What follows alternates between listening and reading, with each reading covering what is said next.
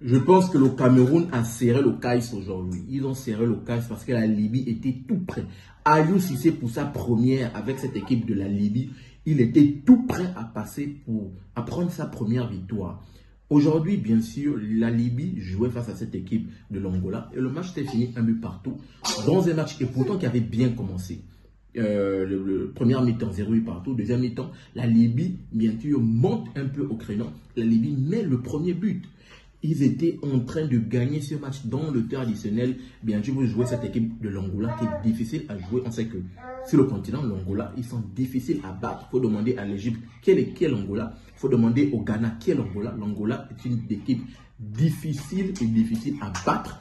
Et c'est dans le temps additionnel qu'ils vont revenir 1 but partout.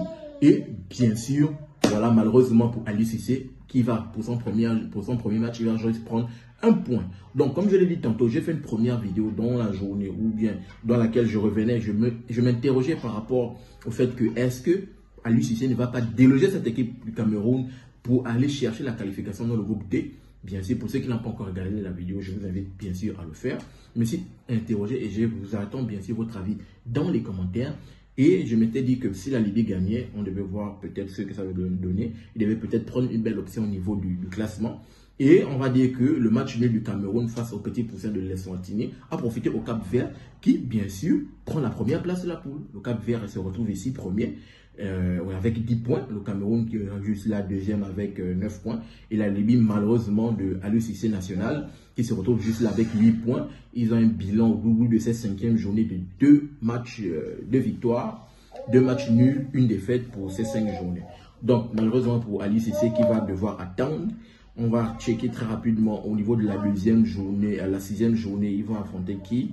La Libye va affronter qui pour l'autre journée? La Libye. Ah, ok, voilà. La Libye va se rendre au Cameroun. La Libye va Aliou Cissé revient au Cameroun. La Libye va affronter, bien sûr, le Cameroun au compte de cette 6e journée. Mais c'est un choc. C'est un choc parce que la conséquence se classement très rapidement. Si la Libye s'impose, la Libye passe direct devant le Cameroun, mais je vois quand même, ça va être difficile quand même d'aller s'imposer du côté du Cameroun là-bas. On va voir vraiment ce que ça va donner, mais si la Libye de Aliou Cissé se passait, Aliou Cissé, il a répété à maintes reprises, il est arrivé du côté de la Libye parce qu'il avait pour ambition de mettre la Libye à un haut. Il veut que la Libye participe au CAN, il veut qualifier la Libye pour la Coupe du Monde, et bien sûr, on va voir ce que ça va donner. On sait que la Libye n'a pas vraiment de belle réputation sur le continent. On sait que aller jouer là-bas en Libye, c'est compliqué. C'est une forteresse que tu ne peux pas ressortir parce que déjà le public, il te met des bâtons dans les roues l'avant et l'après-match. Regardez ma vidéo que j'ai faite en journée lorsque je m'interrogeais par rapport à cela. Il y a tous les détails autour de ça. C'est compliqué de jouer là-bas.